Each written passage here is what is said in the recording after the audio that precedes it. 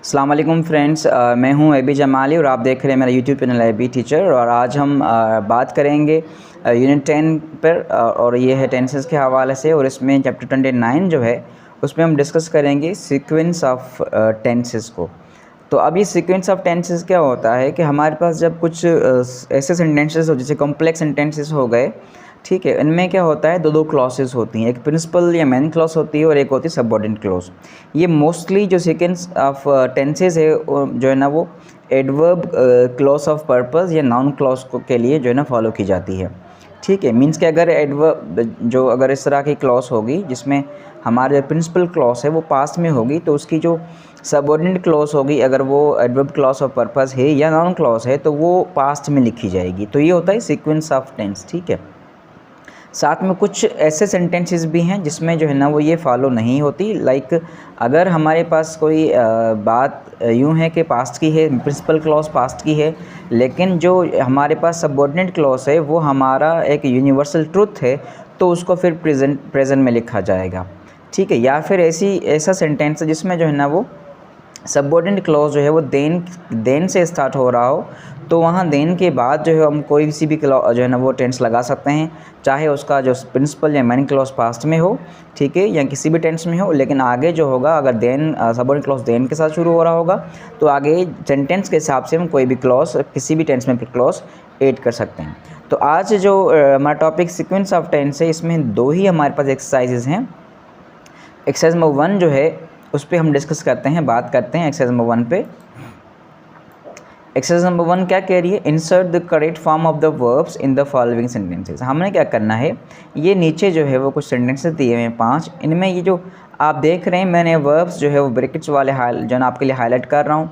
पहले सेंटेंस में to be है, दूसरे सेंटेंस में भी टू बी है। अगर हम टू बी की बात करें वर्ब की, तो इसके जो पास्ट फॉर्म्स हैं हमारे वॉज वर हैं, प्रेजेंट फॉर्म हमारे पास इज एम आर हैं, और फ्यूचर में फिर विल के साथ ये बी ही लगता है।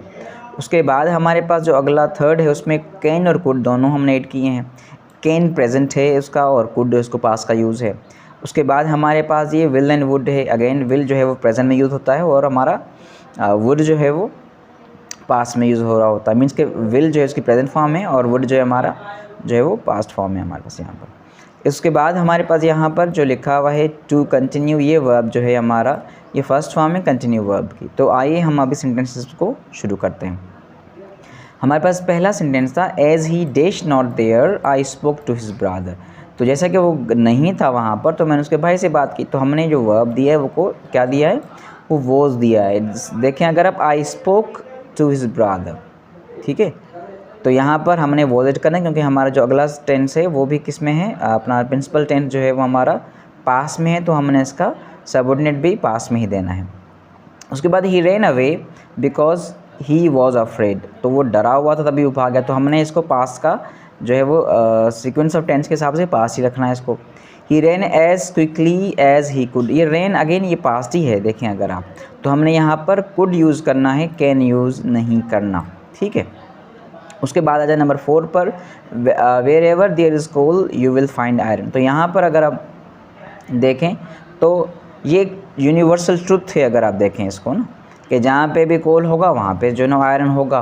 तो अगर इस तरह का यूनिवर्सल ट्रुथ होगा तो हम उसको किसी भी टेंस में यहाँ पर लिख सकते हैं कि wherever there is coal you will find iron. तो यहाँ पर हमने क्या लिखा है, विल लिखा है। और सेकेंडली आप अगर देखें प्रेजेंट सिंपल और फिर सिंपल कॉम्बिनेशन जो है ना हम फर्स्ट कंडीशनल में पढ़ रहे होते हैं और बाकी सेंटेंस में भी हम ये पढ़ते हैं। उसके बाद हमारे पास so long as the rain continued, ठीक है, आई स्टेड एट होम, ये आई स्टेड एट होम जो है वो पास्ट में है, तभी हमने इसको यहाँ पर कंटिन्यूड जो कि पास्ट फॉर्म है वो हमने यहाँ पे ऐड की है। ठीक, इस तरह से ये एक्सरसाइज आप देख लीजिएगा, बुक में आपका गिवन है, हमने इसको सॉल्व कर लिया है आपके लिए। आते हैं हम अगली एक्सरसाइज पर। यहाँ पर एक्सरसाइज नंबर 2 है हमारे पास। यहाँ पर हमने क्या करना है, fill the blanks with in appropriate auxiliary verb. ठीक है, remember to observe the sequence of the tenses, हमने सीक्वेंस ऑफ टेंस को जहन में रख के इनको कंप्लीट करना है। He said that he would give an early reply. और सेकेंडली अगर आप देखें ये डायरेक्ट इनडायरेक्ट नरेशन जो हम पढ़ रहे होते हैं उसमें क्या होता है कि हम जब रिपोर्टिंग स्पीच हमारी पास्ट में होती है तो हम अगले जितने भी टेंसेस होते हैं उनको हम पास्ट में कर लेते हैं। ठीक है, तो ही said that he would give an early reply, तो यहाँ पर हमने वुड का इस्तेमाल किया है। ठीक है, उसके बाद यहाँ पर he asked again whether supper would be ready. तो अगेन ये भी जो है ना हमारा ये जो है ना वो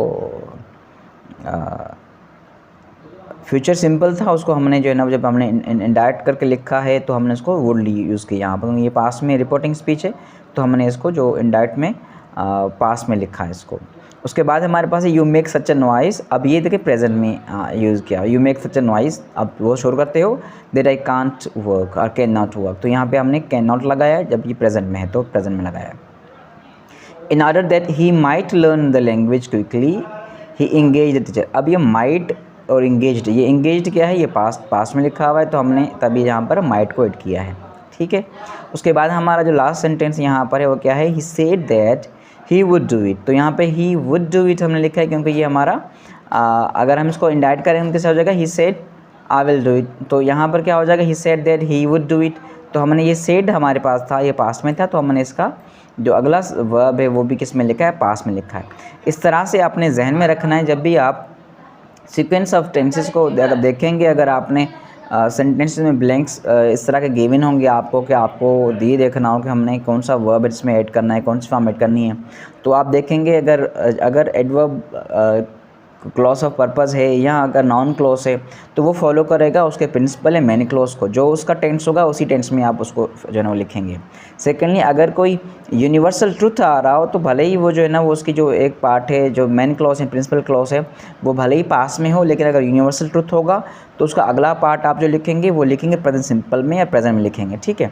उसके बाद जो है वो अगर आप देखेंगे सबऑर्डिनेट क्लॉज देन से जो है ना वो हम उसको स्टार्ट कर रहे हैं तो फिर आगे कोई sub tense according to the sentence जो है ना आप लगा सकते हैं। तो इसी तरीके को, इसी जो है ना उस तरह से जो है ना सेंटेंसेस को कंप्लीट करने को हम सीक्वेंस ऑफ टेंस कहते हैं। और ये टॉपिक आपका पेज नंबर 160-161 पे है, इसको स्टडी करिएगा, साथ उसके बाद एक्सरसाइज सॉल्व करके देख लीजिएगा कि आपने कहाँ कहाँ जो है ना वो उसको सही किया है और कहाँ कहाँ कोई चीज़ रह गई हो तो आप उसको दुरुस्त कर लीजिएगा।